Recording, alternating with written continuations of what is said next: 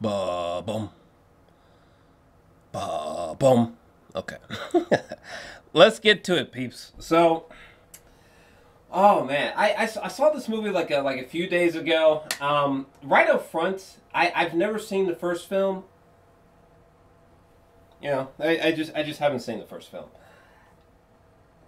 We're just gonna move past that, okay? These kinds of films, I ordinarily just kind of dodge. Like these movies, like I definitely judge a book by its cover with movies that look like this because I'm just like, I mean, because you know, most of the movies I watch, they're like I'm looking at some of my DVDs and Blu-rays, and like a lot of them are like, you know, they're dark, they're really fucked up, like they're really bleak stories.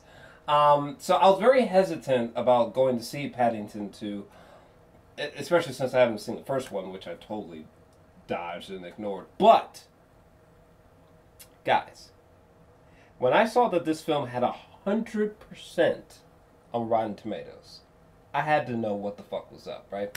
And let me tell you something. Paddington 2, first off, I am living proof that you don't need to have seen the first film to appreciate this second film, okay? And this sequel is magnificent. It's bare terrific, okay? Speaking of which, there's one sequence, this is where I knew the film was going to get my ass. This sequence right here, this happens when this sequence happens, right? It says something like I can't remember what like this text comes on the screen during this scene, and the text says something like a few bare years ago or something like that. And I remember as soon as I saw that in theaters, I was just like this. I was just like, you know, and like just slowly and surely, as if I was like the Grinch. It was like Christmas brought the heart out of me. I don't know if that makes sense. Like it's like this movie is slowly made me love it. You know, I mean, just another thing that's really remarkable about this film is the use of CGI. Like when you look at the CGI, like let's look at this shot right here. Okay. Like the CGI is not like fantastic. It's not impeccable, but the CGI is not just horrible or just god awful. You know what I mean? The CGI, like the quality of the CGI, the resolution is somewhere in the middle in terms of quality, but goddamn, even though the CGI is not like War for the Planet of the Apes, it's the execution of the CGI that makes it work. Because honestly, after the first like 10 to 15 minutes of this film, I completely lost sight of the quality of the CGI. And every time this bear was on the screen or any other CGI elements were on the screen, I just accepted it and was just convinced by it, even though it wasn't perfect. You know what I mean? The execution of the CGI is very, very clever, you know? And like, God, that's another thing. This movie is so warm. This movie is so wholesome. It is such a adorable, cute film.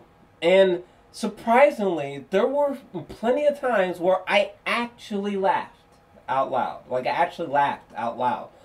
Like the humor, the comedy, the comedic moments in this film are so clever. Like it almost feels like when you see sleight of hand and magic, and like you almost just can't help but be surprised because it's just like, whoa, I didn't see that coming, you know, because sleight of hand is like an optical illusion in some sense, but that's what the humor is like in this film. It's like sleight of hand.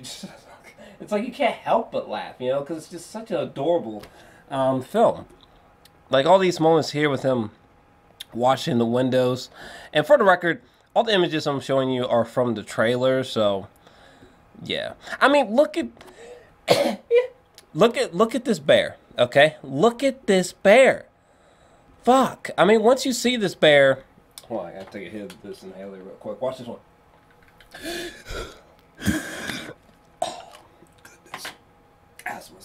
Anyway, look at that bear.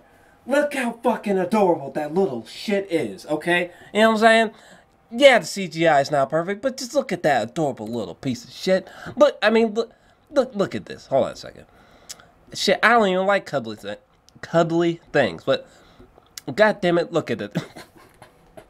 But just look at the little guy, okay? Who doesn't want to hug that little son of a bitch, right? Like, ah, man. Man, oh man, oh man. And there's just so many just heartwarming moments. My boy, I think it's Hugh Grant is in this film.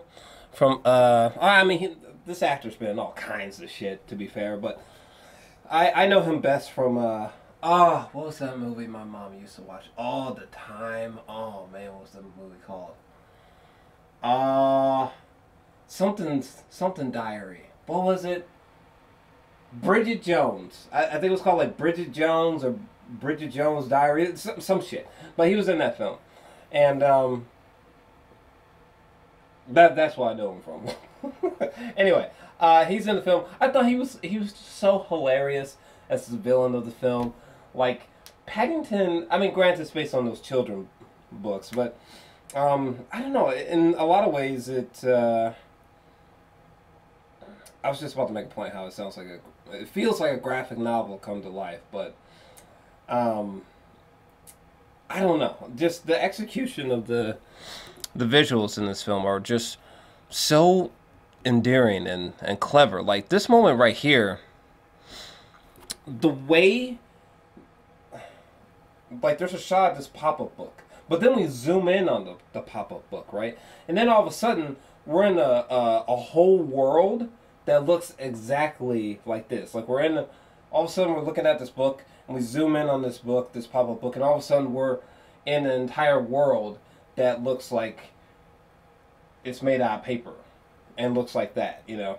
And you see a character or two like running through this world and all these crazy tracking shots and panning shots, and like that just that moment alone, I was just like, damn, you know. The film is like unexpectedly visually stunning at times, like that, you know, or like this moment here on the train right here, you know, which like surprisingly was like a kind of like suspenseful sequence. You know what I'm saying? I was like, what the fuck? I thought this movie was gonna be like a 1 out of 10 or something like that. I did not anticipate walking out of this film being like, Jesus Christ, this movie is a ball of delight.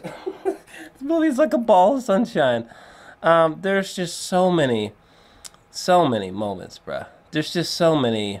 Hold on, we might have to go big screen for a second here. There's so many moments. I mean, the moments I think are just wondrous. Like, this family is so perfect. This is like Paddington's family. Sally Hawkins is in there. I know she was in Shape of Water, but this family is so great. They all got that British accent going on, as do most of the characters in the story, including Paddington himself. And everybody's just so fucking like, I just want to just drink with this family, you know what I'm saying? Oh my god. The way that Paddington bonds with this character made me laugh out loud. The thing that makes Paddington and this guy bond just made me crack the fuck up so hard. Good lord. Or I mean, just look at this. Like, it's just, oh my god, like what a sweet little movie, you know? Such a sweet damn movie. Like the reason, like how this scene came to be, like it's just, I was just cracking the fuck up. I was like, y'all. I was like, man. Or I really enjoyed this sequence right here. It was just so goddamn silly. Man, this movie is like the cutest puppy. Like, imagine the cutest puppy you've ever seen. Well, this is pretty much like a movie equivalent of that puppy. For real, for real. Another thing is that this film kind of reminds me of, like, because there's like mystery, it's an adventure, it's a comedy. There's some nice messages in there for little kids to unpack who go see the film. You know, about morals.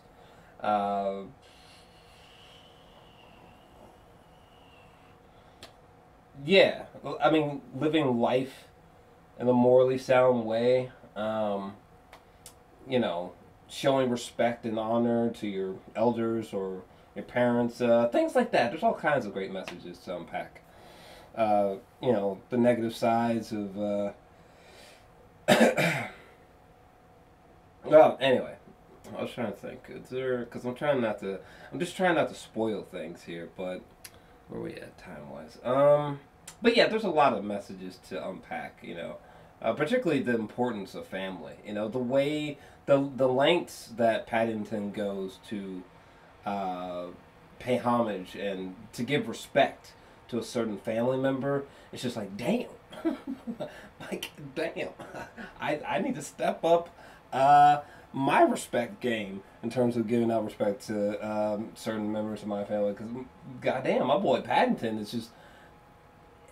Like, it's insane to think that most of this movie is just Paddington desperately trying to respect a certain family member. To give a certain family member something just out of love. Just out of sheer respect. It's just like, damn. Like, there's really not many movies like this anymore. You know what I'm saying?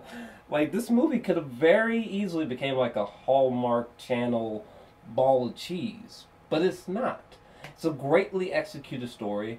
And I think it's just rather brilliant. I honestly did. It's insane. Like, this movie kind of reminds me of, like imagine if you had a really sweet, artistic niece who was really, really young. Like, she's really young, you know. And she brought a drawing to you. And she was like, here's this drawing that I spent, like, 16 weeks on, or something like that. And the drawing's, like, fucking terrible. There's, like, you know, stick figures, and she fucking spilled her eggs on it and shit, and shit, right? So, even though that drawing is imperfect, it's flawed, it came from such a place of love that you can't help but really like it. This movie is like that drawing. Personally, I'm feeling like an 8. I'm feeling like an 8 out of 10 for this film. I just thought it was just probably the sweetest, most wholesome family adventure film that I'm likely to take all year. That's my thoughts. But you know, what about you? What did you think about Paddington 2? Let me know your thoughts down below. If you enjoyed this video, make sure to smash that like button, comment, subscribe. I got other videos to do. I'm out.